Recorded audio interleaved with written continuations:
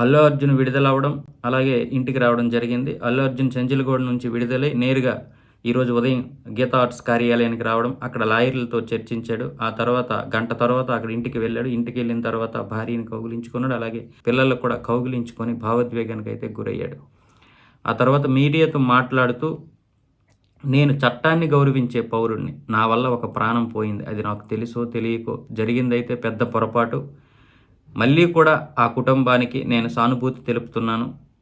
ఇలాగే జరగకుండా ఉండాల్సింది. నా సినిమాలే కాదు, నా మామయ్య సినిమాలు కూడా నేను గత 20 సంవత్సరాలుగా ఆ థియేటర్‌కి వెళ్లి చూస్తున్నా. అంతే తప్ప అక్కడేదో హడావిడి చేయాలని, కోలాహలం చేయాలని నేనైతే వెళ్ళడం లేదు. ప్రతి సినిమాతో పాటు మామయ్య ప్రతి సినిమాని కూడా నేనక్కడ గత 20 సంవత్సరాలుగా చూస్తున్నాను. అందుకే 'పుష్ప 2'కి కూడా వెళ్ళడం జరిగింది. అనుకోకుండా ఈ సంఘటన జరిగింది. మరొక్కసారి నేను ఆ కుటుంబానికి ప్రగాఢ సానుభూతి తెలియజేస్తున్నాను. నాకు సపోర్ట్ చేసినటువంటి అభిమానులందరికీ కూడా మళ్ళీ కృతజ్ఞతలు తెలియజేస్తున్నాను. నేను బాగానే ఉన్నాను, ఆరోగ్యంగానే ఉన్నాను. ఎవరు ఆందోళన చెందొద్దని అభిమానులకైతే చెప్పడం జరిగింది.